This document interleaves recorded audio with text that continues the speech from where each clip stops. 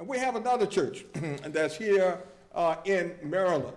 Reverend Deck was with us last year because he's a minister of men at one of the largest churches in Maryland. So I want to introduce Reverend Deck to say a few words about what they're doing and what other churches can do as well. Reverend Deck.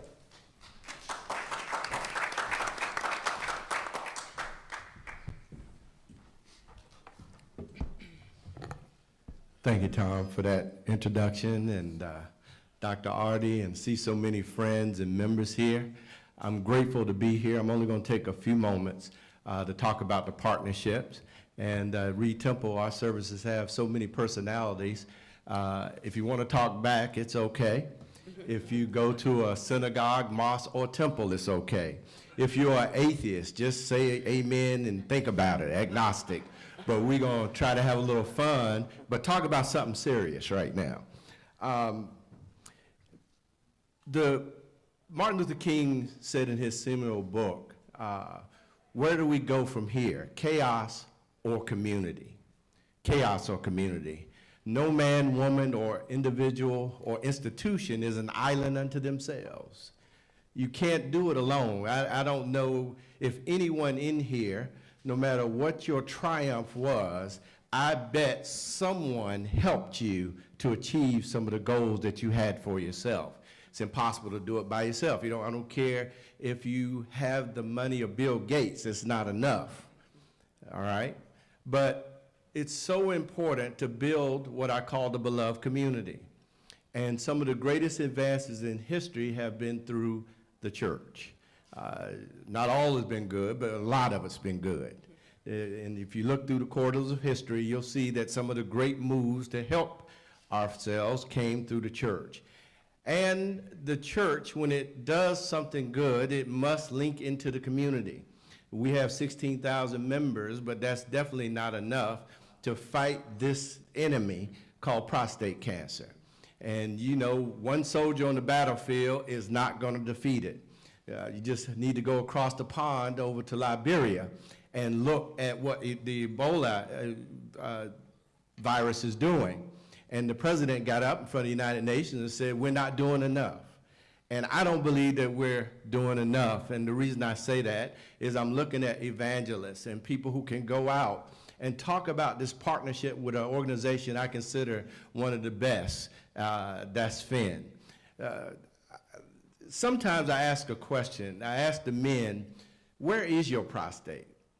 Now, you would think out of the 7,000 men that I'm the spiritual director for, I would get a right answer just through the law of averages in mathematics. I should get one.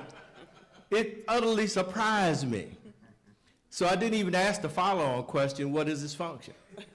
Because I was utterly flabbergasted that of course, the brothers now that had dealt with prostate cancer could tell you all about it. So I said, there's something about an education process that we're lacking here in the church.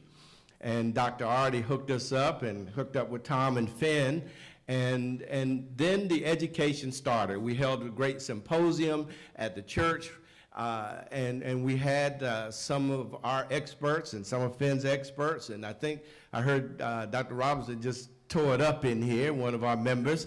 And what it did, it began a conversation, and it began a relationship. So there was talk, relationship, that began to educate the congregation. And I guarantee if I stood in front of the pulpit at Reed Temple and asked, what is your prostate?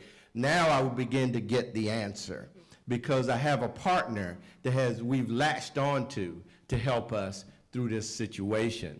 And I want to kind of talk real quickly. I'm getting ready to end here. I think when I look at prostate cancer, I think about how do we manage the struggle to get to the guaranteed victory? How do we do that? And that raises a question to me. I don't know if it raises one to you. The crucial point in that is the time between the struggle and victory. I need someone with some type of GPS navigational system to get me to victory that can hold my hand and walk me to that place, because I'm scared. I'm scared, I'm terrified. I'm wondering if I'm going to make it or not. But let me tell you, statistically, with the right education, the right people behind you, the army pulling for you, and moving through the legislative process to get the studies correct, we will defeat this enemy together. And I just want to, if I can do anything else, I just want to make sure that we are in this to win the battle. You can't go into a war half-heartedly. You can't do it. You can't. But when you go into this battle with everything you got, and I believe a God on your side that you can covenant up with, there's no way we can lose. We can win this.